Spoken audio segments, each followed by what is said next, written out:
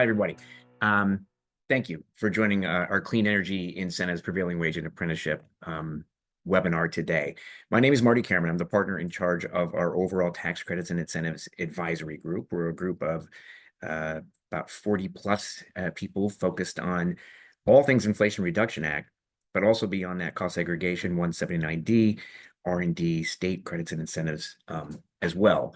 I'm going to end up running the slides today and sharing what we have from a PowerPoint perspective, but I want to introduce my two colleagues today, Tim Doran and David Moamani, and they're going to take you through, I think, a fairly interesting discussion.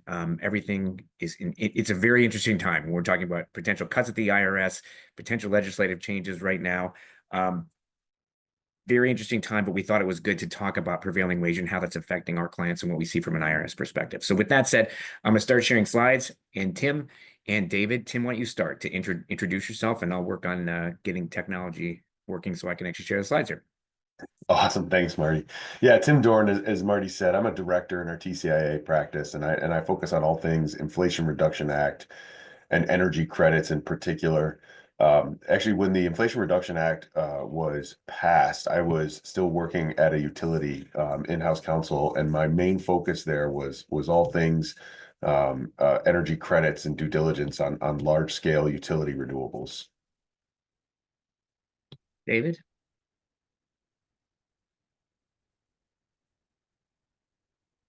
Hi, everybody. I'm David Mohamani. I've been in the energy credit space now for about 9 years. I've been previously was at a Big Four working on tax equity transactions. And then about 2 years ago, I came over to Cherry Bekaert to assist with all Inflation Reduction Act efforts.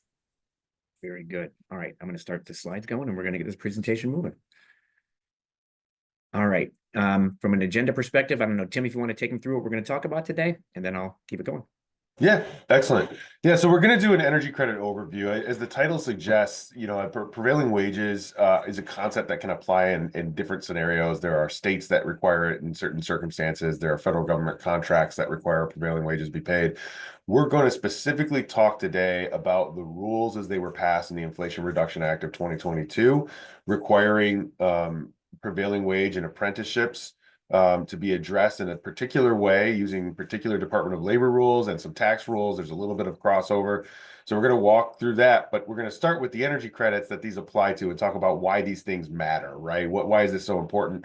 And I think that's going to bring up a couple of reasons why I think it's timely that we talk about apprenticeship requirements right now and prevailing wage requirements, as Marty mentioned. We're going to do an overview. We're going to get into all of the different rules and regulations, the record-keeping requirements. David's going to walk us through ways that we can cure and certain exceptions to get out of some of the apprenticeship requirements.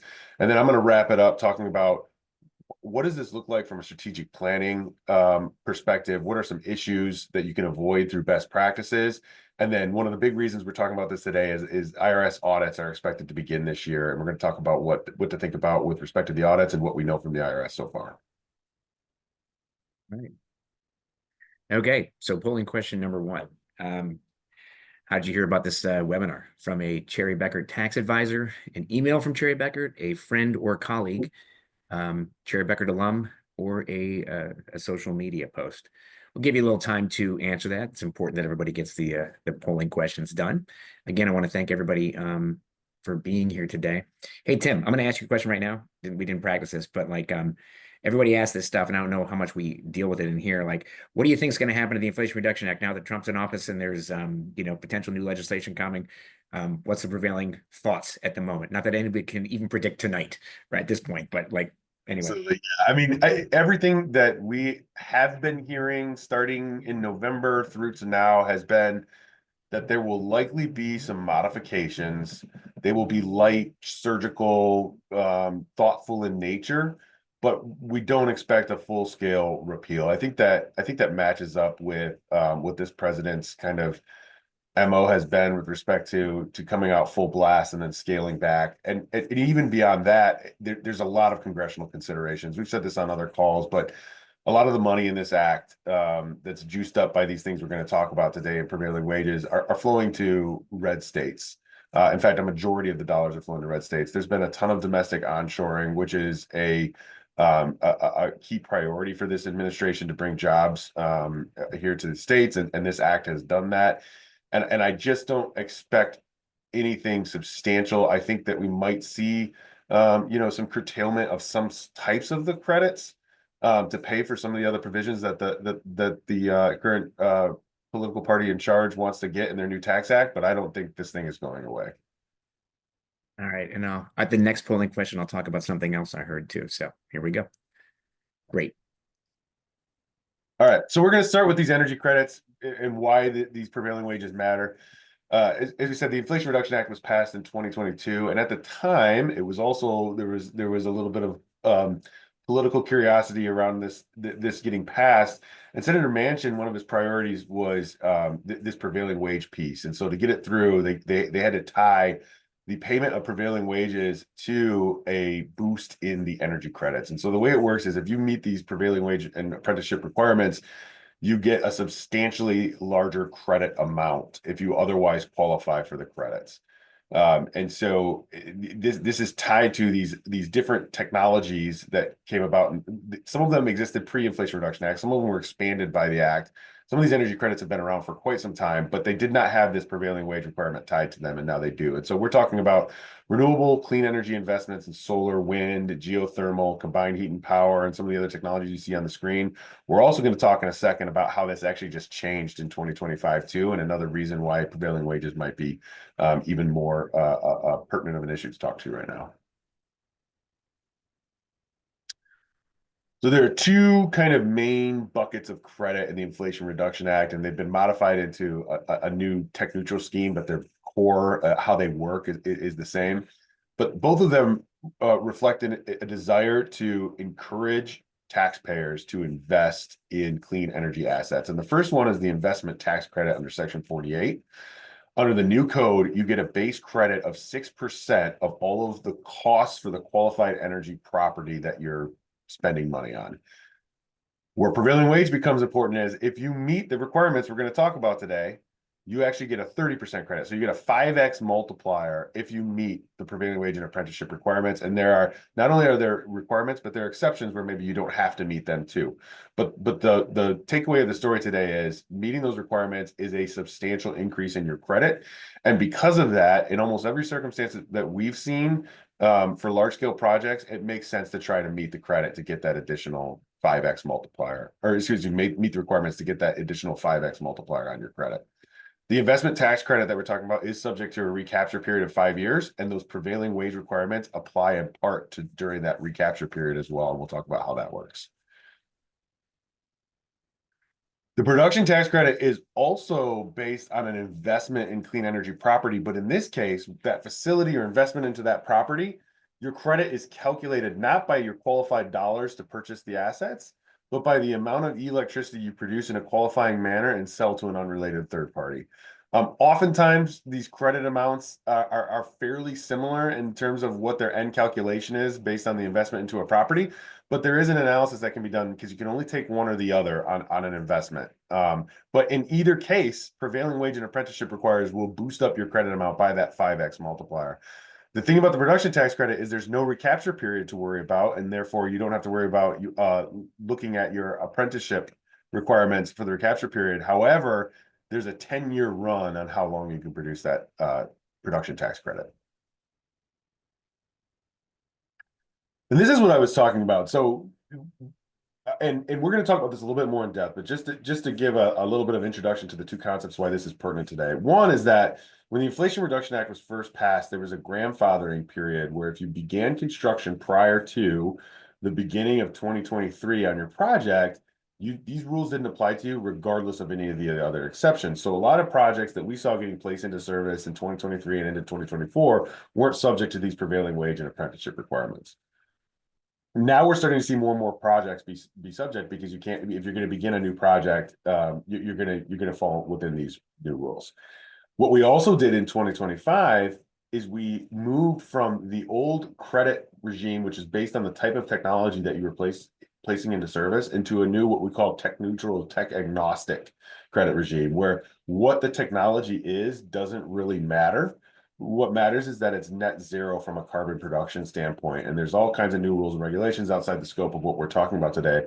But because of that, we saw a lot of people rush to put projects into service at the end of the last year so that they could be under the old rules, because some of the technologies that used to qualify don't going forward.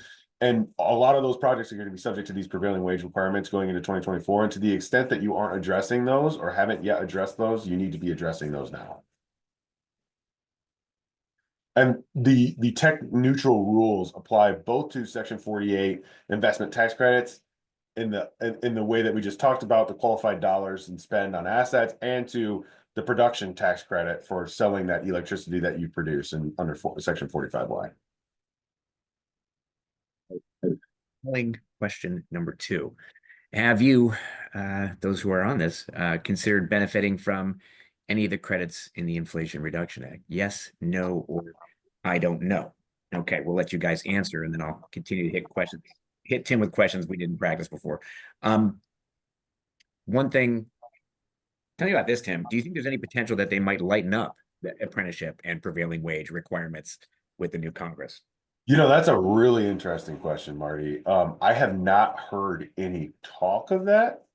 I would think that would likely cost more money, and I don't know that that is a key priority for the administration. So I would think not. But you know, I've thought a lot of things over the last couple of years, and I don't know that I've predicted everything that's happening under different administrations that we've had. So who knows? But I would think probably not. And then the other thing I wanted to comment on, and I don't know how much we deal with that in this particular presentation, but one of the most interesting things about the Inflation Reduction Act credits, whether they be the multi-designated credits or under these new tech neutral designations, is that they're saleable, right? And so that's one of the most interesting things. And that's why this prevailing wage is so important, because like sometimes these credits are up for sale by a third party. Or to a third party, and they have to evaluate, and we help them evaluate whether or not these requirements are met. And I was going to mention that at the end, actually, but yeah, it's a phenomenal point, because it goes both ways. If you're someone looking to purchase credits to take advantage of the arbitrage opportunity, we're not going to talk about that in depth today, but you're going to want to make sure that the prevailing wages were met on the project producing the credit that you're looking to purchase, and that they were documented thoroughly. If you're someone that's thinking about selling credits, you're going to want to make sure you're doing a very thorough documentation, because your buyers are going to expect that. In addition to you needing to do it because of some of the affirmative rules we'll talk about, there's also a pressure to have the proper due diligence done for buyers to purchase your credit. So that's a great point too, Marty. All righty. I don't know if we're done with our polling question or not, but there we go. All right, cool. So, okay. 42 have considered yes, benefiting from it. Okay, so let's get into it. All right, I'm going to turn it over to David to walk us through the core rules that we're talking about here. Thanks, Tim. So when we're thinking about prevailing wage, what we mean by prevailing wage is the wage rate paid to any laborers or mechanics at a certain location for that project. The prevailing wage is provided by or determined by the Department of Labor. There is an exception, which Tim noted, for projects that have a maximum output of less than 1 megawatt. There's an additional exception. It's called the beginning of construction exception. That was applicable to projects that began construction before 1/29/23. So the majority of projects looking forward have not met that requirement. So if you are larger than a megawatt, you are going to be subject to prevailing wage requirements to get that maximum credit amount. The apprenticeship requirements, they require that a certain percent of the total hours of the project are completed by qualified apprentices from a qualified apprenticeship program after January 1st of 2024. So any projects moving forward, the total number of hours that would need to be completed by an apprentice are 15% of the total project hours.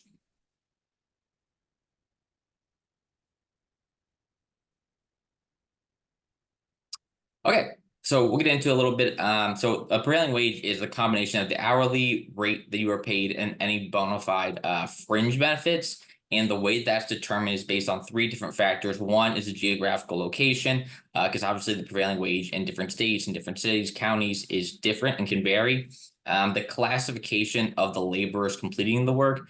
So for these types of projects, common labor classifications that you see are electricians, iron workers, things of that nature. And then the type of construction being performed. So there's 4 different types of construction. There's building, highway, residential, and then heavy. When we're talking about these energy credit projects, the majority of them are going to be classified as heavy construction. And as I mentioned earlier, the Department of Labor is the one who posts those prevailing wage rates that you need to look to determine what they are for your specific project. So prevailing wage needs to meet prevailing wage, you need to comply throughout the compliance period of the credit. So for the ITC, that's gonna be that 5-year period during the recapture window. And then for the PTC, it would be the 10-year period during when that credit is generated. Now, obviously, most of that comes when the project is being constructed. But to the extent there's any repairs that need to be made down the line within the compliance period, you'll still need to pay attention to prevailing wage for those repairs. And the wage rate that you are going to use is when the contract is entered into. So if you enter into a contract, that's when you need to check what the prevailing wage rates are and make sure that that is what is being paid to the workers on that specific project. A lot of these projects, you're going to have contractors, subcontractors actually completing the work, but the responsibility is on the taxpayer who will claim the credit to ensure that prevailing wage was paid. And David, if I could just interject real quick, on those 2 periods that you talked about, post placed into service date for ITC during the recapture period of 5 years and for PTC during the 10-year run of the credit, there's some analysis to be done there that you need to be thoughtful about, because some minor repair work won't qualify you underneath these rules, right? There are things that are done in terms of operational maintenance that don't trigger the requirements, but there is an analysis here, because large component replacement type work actually does require you throughout that entire time period to make sure you're not only paying prevailing wages, but you're continuing to document in the same manner that you require to during the actual development and construction period. Thanks, Tim. Okay, so now we're going to talk about the record keeping bit and what needs to be documented to satisfy prevailing wage. So the final regulations came out this summer, or this past summer, I should say, in June, I believe. And they updated some of the provisional regulations that we had received earlier in the year. So you only need to have the last 4 digits of the laborer's social security number for compliance. Previously, it was the entire number, so that kind of helps alleviate some concerns around PII. But there's 3 kind of options they gave you to track prevailing wages. So taxpayers can collect and physically retain redacted records from the relevant contractors and subs. You may use a third-party vendor to collect and retain these records from the contractors and subs. And the taxpayers and contractors may physically retain unredacted records as well.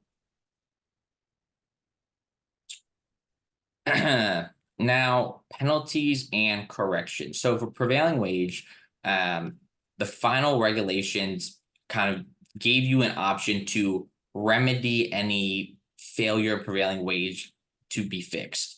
So if a laborer or mechanic was not paid the prevailing wage rate, the way you can fix this is by paying an amount equal to the difference between. So let's say the prevailing wage rate was 20, you paid them 10. You cure them back up by paying 10 more, but then you're also going to pay interest on that. And then for any laborer or mechanic that there was a lapse in prevailing wage, there's going to be a $5,000 penalty associated with that. If the failure is a result of intentional disregard, so you weren't really tracking these things, there's no documentation throughout the lifetime of the project showing that you were tracking and knew that you were not in failure of prevailing wage, then you can get hit with a $10,000 penalty for not meeting that prevailing wage requirement, and payments must be made to the IRS within 180 days of them notifying you of failure. And we're gonna talk about this a little bit more later on when we talk about both strategies and audit thoughts here. But I think I do want to point out right now that the curative provisions allowing you to fix an underpayment, they're statutory. And they're generous, but I think they're a double-edged sword, because my expectation is that upon audit, and when the IRS goes in to review this, their argument is going to be that not only were you required to pay these wages, you were also required to document that you paid these wages, and then you even had a mechanism by which you could correct if you discovered a deficiency. So once you get to the point that you're being reviewed and looked at, you've gone through those 3 hurdles already. I don't expect that there's going to be much leniency here, and that now is the time, if you're working on these projects, to be thinking about this area. Now, there are certain situations where there can be a waiver of this penalty. So if there's a case where you are not compliant with paying prevailing wage, these certain situations may result in you not actually having to incur that penalty or pay that penalty. So if the taxpayer makes a correction payment to the laborer or mechanic by the last day of the first month following the end of the calendar quarter in which they became aware of the error, you can potentially have that waiver of penalty at it, and then either the labor or mechanic is paid at wages or rates less than prevailing wage for 10% of the pay periods in the calendar year, and the amount of the shortfall is not greater than 5% of the amount required to be paid. Now, in certain situations, if you cannot track down a laborer, so you realize there was a failure in meeting prevailing wage, but you cannot locate the laborer or mechanic who was not paid that prevailing wage, to make yourself whole and be deemed as compliant, if you make payments in accordance with the applicable state unclaimed property law. So that's going to be on a specific state-by-state basis to determine what would need to happen for that specific labor or mechanic.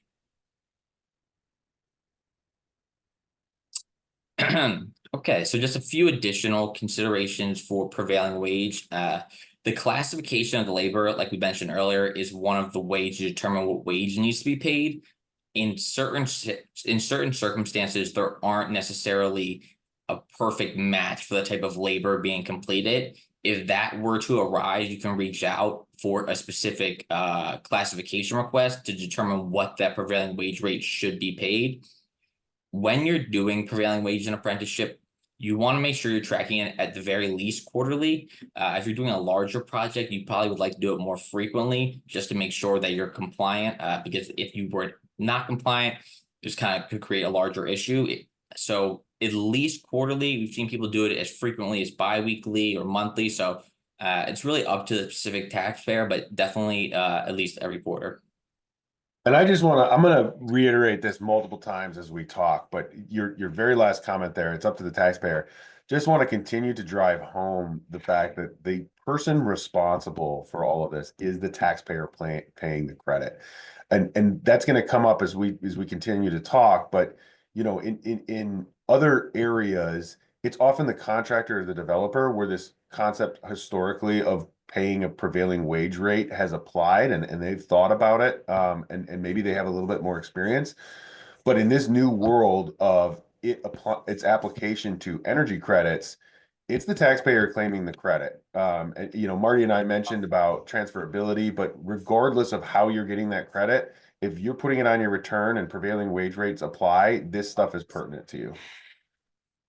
Tim, just to interrupt really quickly again before we get into apprenticeship, in the due diligence that we've been doing, how much have we seen apprenticeship and prevailing wage be a major component of what we're looking at, or is it something that's coming online more now? Yeah, it's the latter. We've seen some of it, but I think that's one of the reasons we wanted to host this webinar and talk about this. Is I think it's going to be very quickly and vastly increasing in its applicability to what we're seeing out there as it attached to credits, because there were a lot of projects that broke ground last year that this stuff now applies to. Yeah, I think early on, Marty, a lot of the projects we saw that were larger that would need to comply were aware of this and met the beginning of construction exception. But now that we're getting further removed from that date, we're seeing a lot more PWA considerations factor in. Thank you. Okay, so let's get into the apprenticeship a bit. So I touched on it earlier, but if you are tracking prevailing wage and apprenticeship, or you need to comply with it, you need to have a certain hours of the total project hours completed by qualified apprenticeships and apprenticeship programs. So for any project moving forward, it's going to be 15% of the total hours. And we'll kind of get into it a little bit more on the next few slides, what we're talking about when we talk about apprenticeship. So there's three things to be mindful of when talking about apprenticeship requirements. So like I just said, the labor hour requirement. So for any projects that are starting now or started last year, you're going to need 15% of the total hours during project construction to be performed by qualified apprentices. One thing that the final regs did give a little bit of clarity to and leniency on is, let's say there is that major component that needs to be repaired that Tim had mentioned earlier later on in the compliance period. So say 2 years from now, 3 years after the project was completed, you need to have a major repair. You do not need apprenticeship for those hours. It's only during the initial construction phase. So they do give you a little bit of a break there. There's also the ratio requirement.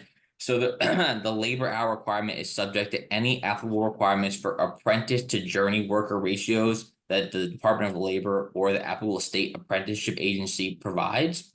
And then there's the participation requirement. So for each contractor or sub that has at least 4 laborers or mechanics working on that project, there needs to be at least 1 apprentice also associated with that sub or contractor. And once again, we'll talk about this a little bit more when we talk about audits, but I think at least in our early conversations with folks, there was a lot more focus on the prevailing wages because of what David's about to talk to.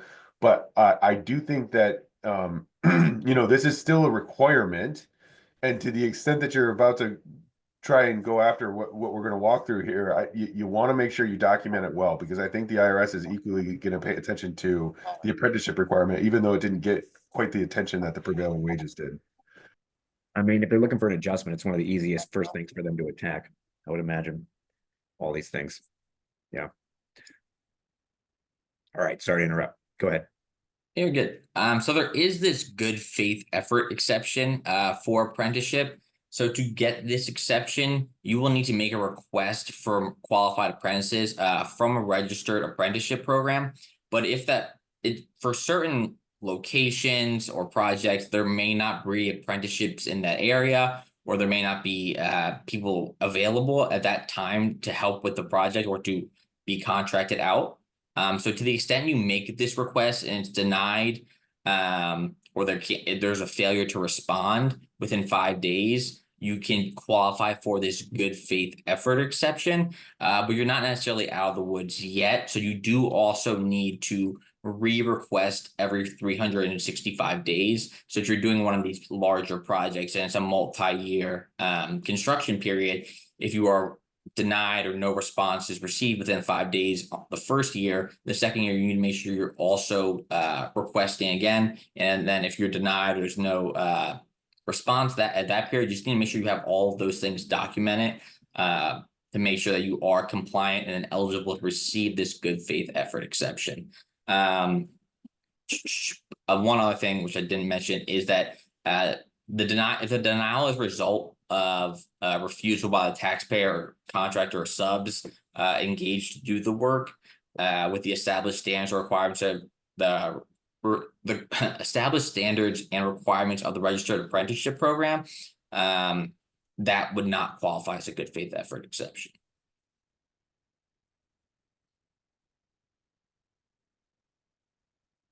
Okay. So if a taxpayer does not meet the requirements for the good faith effort exception and fails to meet the labor hour requirements or the participation requirements, they can restore this by making penalty payments similar to what we talked about with the prevailing wage. The penalties are not as steep, but there's still something to be mindful of, especially if it's working on a larger project. So you're gonna have it'll be $50 multiplied by the total labor hours of which the labor hour requirement or participation requirement was not satisfied during the construction period. And then in cases of intentional disregard, that will be increased to $500 per hour.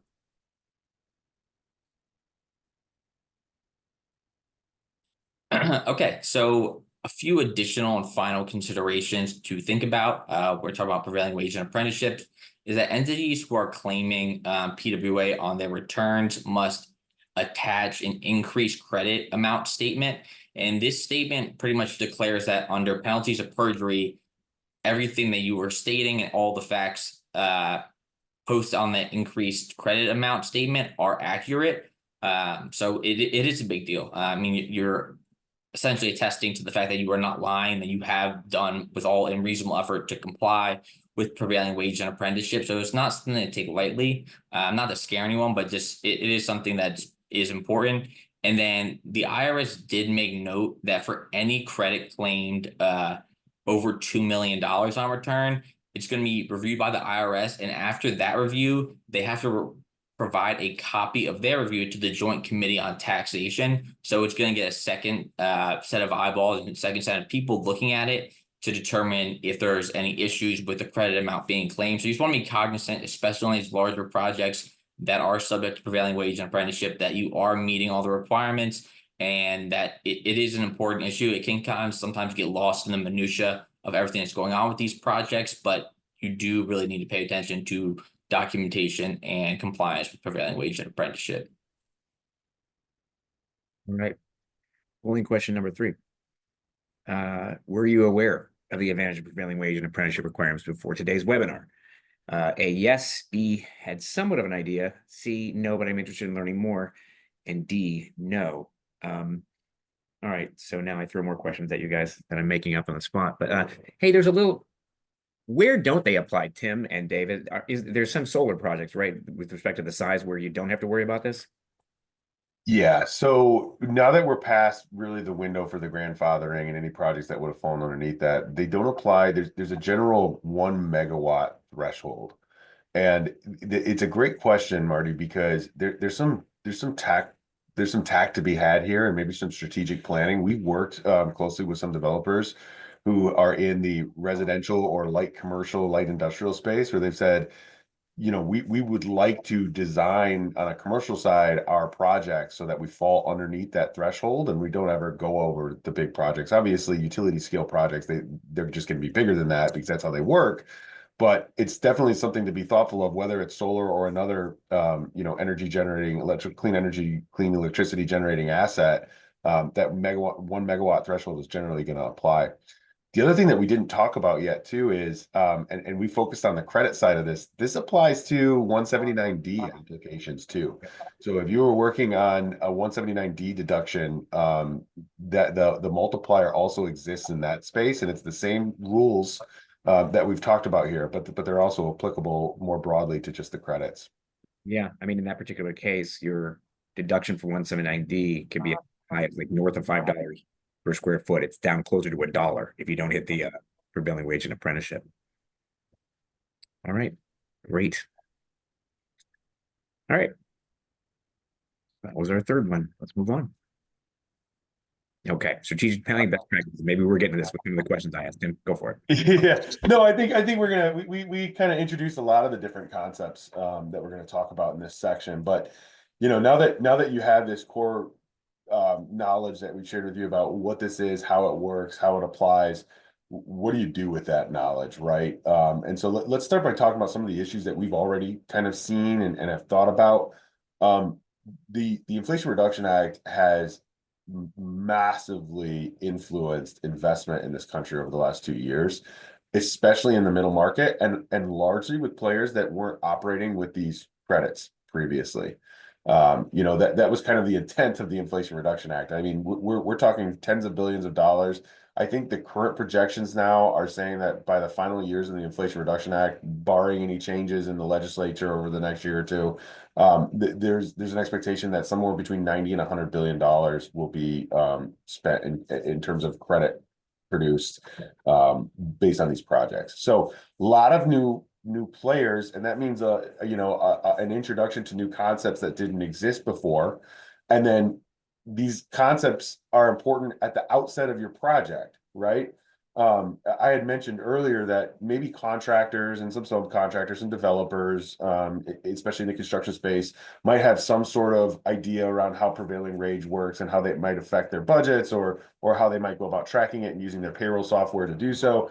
But a lot of these new players I just mentioned, they don't have that level of expertise. And so understanding what that's going to do for your project and how that's going to impact project economics from day one, I think is a really important piece.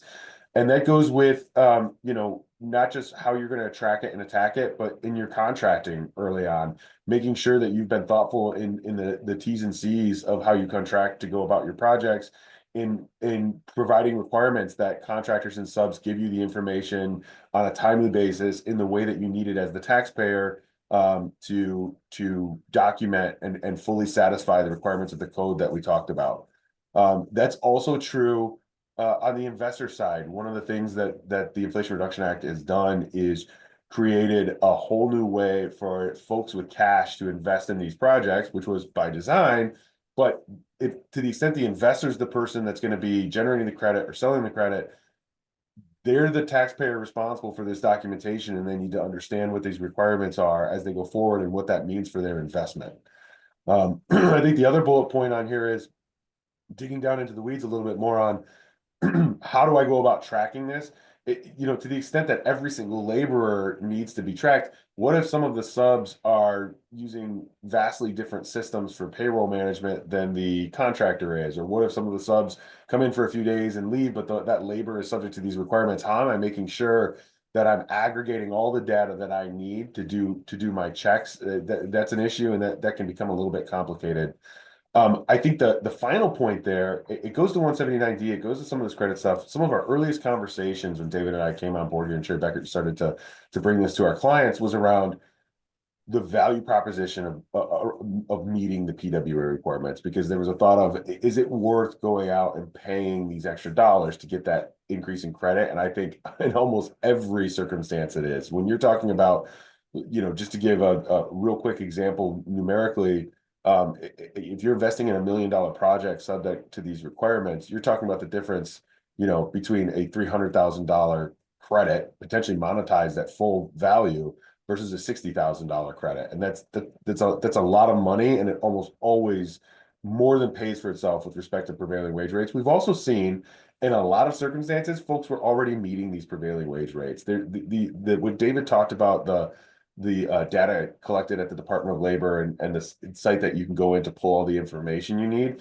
I would say that, for a lot of folks that have never been too exposed to this before, these prevailing wage rates that have been determined tend to not be vastly different from what most of the folks we talk to on a day-to-day basis are already paying. And there's the ability to go back and figure out, are there any other fringe benefits, or other items that I'm paying my workers that go into that hourly rate that I'm otherwise talking about, such that I meet the overall prevailing wage rate that's determined by the Department of Labor. This time you made an interesting point, because I constantly hear people saying, "Oh, I don't think we're paying on prevailing wages." It's like, you really need to analyze that, right? I think Yes. I think they assume that they're not sometimes, and yeah, that's great. It's wonderful scoping of a project to make sure and do some work to make that determination. All right. Sorry. There we go. Yeah, so we talked about this a little bit, and this is one of the areas in which our team has gotten on board with projects. We have the capability to help through the entire life cycle of the project and make sure prevailing wages are met. We have tools that we've developed that pull the information from the Department of Labor. We can check against, what you're doing, and there are other firms out there that are doing similar things. But I think one of the things, to Marty's point that he just said, is, hey, get someone involved early on, upfront, figure out what you're looking at. Someone who knows what prevailing wage rates and apprenticeship requirements are, and what the market's doing. And you can get a handle on, am I paying the wage rates? How are the FTEs on this project going to be classified as laborers? And what rates are going to apply? That's something you can do very early on in a project's life cycle, excuse me, to get at least a scoping of what this is going to mean for you.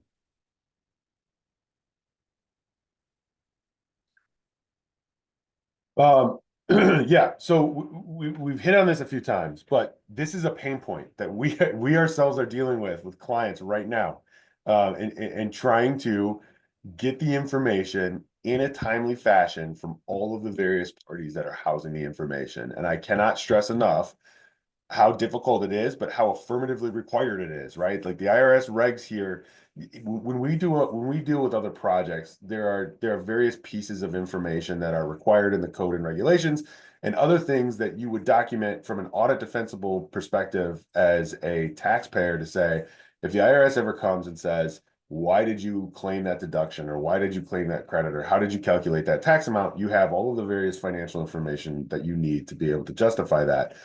But very specifically in this area, there are key pieces of data that we have talked to you about today that the IRS says you have to have. You have to document this if you're going to claim this credit. And so you're under this obligation as the taxpayer to get this stuff, and it can be difficult.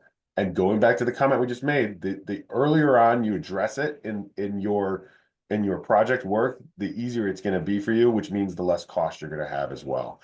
And we talk here on the side about specific contractual language, detailing the requirements of reporting and record keeping, that quarterly requirement to report wage and apprentice hours, how it's going to be recorded, who's going to provide the information, all of the information that needs to be provided. You need to get that job title and location, because that's what you're going to use to pair it up with the Department of Labor information to figure out the prevailing wage rate.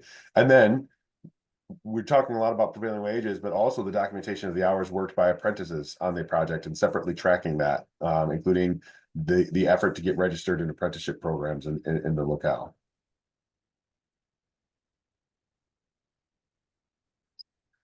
Yeah, and this is just highlighting a couple of the key concepts that we talked about. Taxpayers claiming the credit are ultimately responsible for the compliance, but you're relying on other people.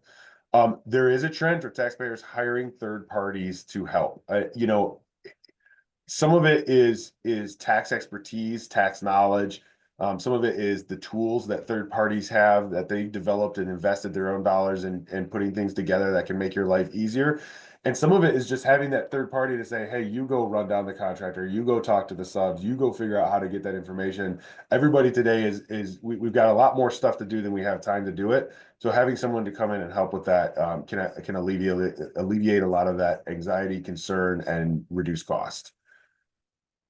And I mentioned the tool that we've had. We've developed a tool, and other folks have developed tools that kind of just ease the process and can work with a lot of different software and payroll data and dumps that they can have to figure it out and automate the process and make everybody's lives easier.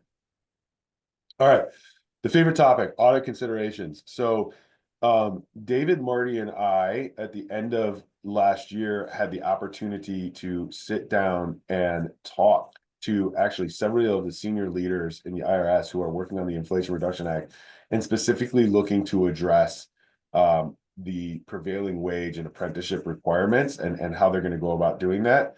We're going to talk a little bit about both what they said, what we think, what the industry seems to be expecting to be happening. But I think, to a comment Marty made about halfway through today, this is low-hanging fruit for the IRS. This is if you mess this up, you could lose 80% of the credit you're claiming. But from the perspective, at least at the high level of what the IRS is looking to do, they just have to find that you didn't pay prevailing wages on your workers, you didn't cure it, and you missed your time windows to do so. And now you're potentially jeopardizing a large portion of your credit.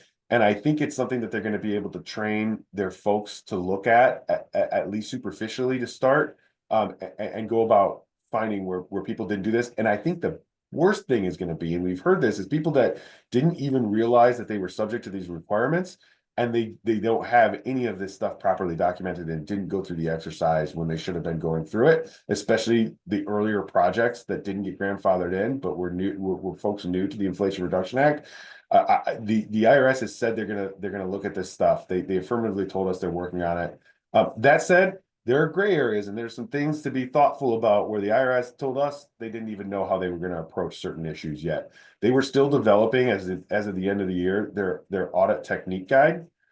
So they're still trying to figure out exactly how audits are going to go. But they're coming, and I think that should light a fire under all of us to know that we need to be thoughtful about making sure all this stuff has been has been properly documented.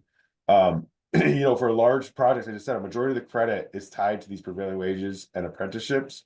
And the level of sophistication that developers, investors, and taxpayers who are claiming these credits have varies widely. And I think, especially on the order of magnitude of the larger projects where they'll likely start, you know, they're going to be attacking quite quickly and figuring out if you have the information that you need to have.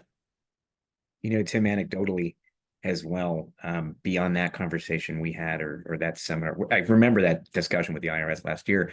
I had another one last week with some people who were at the IRS 2 weeks ago. And I say that because they're not there now. I maybe wouldn't be expecting too many immediate audits on this right now, because they let a number of people go last week. And I think it's those that are there and have been even like lifers are in somewhat disarray. And it sounded like almost like depressed about it in some ways, in terms of like how it's going. There's a lot of uncertainty. People have been let go and then sort of fought it and went to work and found out they weren't. And so there, there's a lot right now, I think, for that agency to get through. And that's no guarantee that you're not going to have an exam on this, but I've even heard of exams that were going to go the IRS's way, and the people that were working on them are just no longer there. So now it's going to go the taxpayer's way. And so it's just a weird time. We'll put it that way for everybody. It's a little background color commentary, some stuff I heard last week. I appreciate that, Marty. Stuff changes, you know, throughout the day sometimes in this stuff, especially this new IRA world. It has continued. There's actually a tariff on this presentation right now. So anyway. You know, that said, though, I still think that, you know, if they get their feet back underneath them, and we'll see what the future holds, this is still an area that will likely be one of the primary ways in which they go after these credits. And that's because for a lot of this stuff, the other way that you would misquantify or miscalculate your credit is if you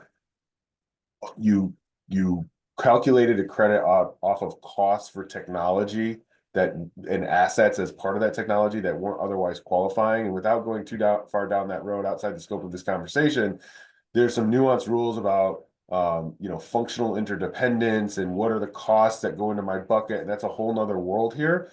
But that can get very technical and very difficult, especially given your point, Marty, about the pressures that they're facing in terms of hiring at the IRS. You need folks that have a very niche expertise to go about reviewing those types of projects and figuring out what qualifies.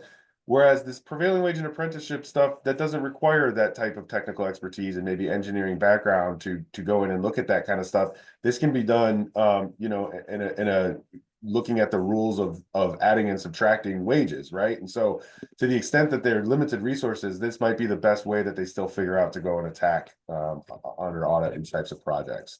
So I think that's certainly something to be aware of. There's also some interest here too, because what they shared with us as well is that, one, they're starting with their cap taxpayers. So if you're not, if anyone on the call isn't familiar with cap, that's where a taxpayer can volunteer basically to go into a special program with the IRS where their returns are opened up to review each year, but because they're doing that and they're working jointly with the IRS to make sure their return is valid, they're not subject to other audit requirements in the future once that's closed. So there's pros and cons to it, but that's often a place where the IRS starts to kind of try to develop how they're going to attack this, because they already have a relationship with the taxpayer where they can readily get the information. And so the expectation is that that's where they're going to start anyway, at least with respect to these prevailing wage and apprenticeship requirements. But they also mentioned that they're going to lean heavily on the Department of Labor in terms of how to qualify laborers into these different buckets. I think that's where the consternation will be here, is how do I properly classify that labor? I think there will be arguments over, was that laborer properly classified into electrician versus some other area of labor classification, because that will affect wage rates. And maybe I as a taxpayer I want to argue that this person should be paid wage rate X, and the IRS is going to say, no, they should have been a wage rate X plus because they're actually this labor classification. And so an expectation that they'll lever resources at the Department of Labor to do that is also out there.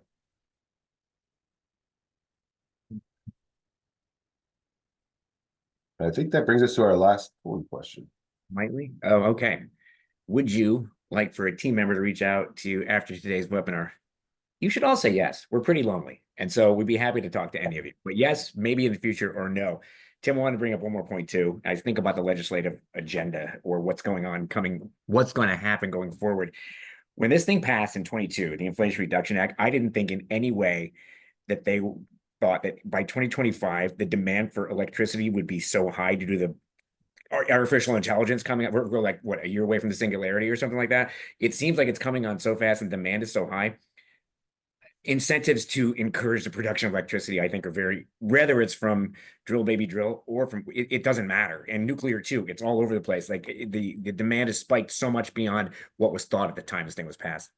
Yeah, Marty, it's a phenomenal point, because sometimes this clean energy stuff You're getting a promotion just for saying that every time I say anything. So, but continue. All right. that was the goal. So, the clean energy stuff gets tied up in political talk sometimes. But the reality is that I went to a renewable energy conference years before the Inflation Reduction Act, and they were talking about the electrification and the path that we were headed down before AI data centers exploded to the extent that they have. And even then, the thought was, we're going to have to double the electrical grid. Now I can only imagine what the projections are. But the fact of the matter is, even if you went full scale and building, rebuilding petroleum-based production plants tomorrow, it's not going to be enough to meet the electrical demand. You're going to have a diversified electrical grid, and that's going to include solar and nuclear and geothermal and renewable natural gas and a lot of the other technologies that are out there. I think that's just the reality of the situation we're in to get the electricity and energy we need. All right. Well, Tim and David, thank you. This has felt more like when you and I have a glass of wine and talk all night. So this is good. I think hopefully it's been interesting for everybody else, but I just want to say that concludes the webinar for today. Thank you again for joining us. And if you have any questions, please reach out to me or to Tim or to David. Our group, again, is focused on all things Inflation Reduction Act, but beyond that, we're focused a lot right now on R&D and some of the capitalization around 174 and how to minimize that. So please feel free to reach out on that. Anything in the real estate and construction area specific to cost stagger 179D, or just general state and local incentives that may be available to you with respect to any companies that might be like moving or looking for different headquarters or just hiring. So thank you again for everybody joining today. And I really want to thank David for doing the first draft of these slides and Tim for doing the majority of the speaking today. Appreciate everybody. Thank you.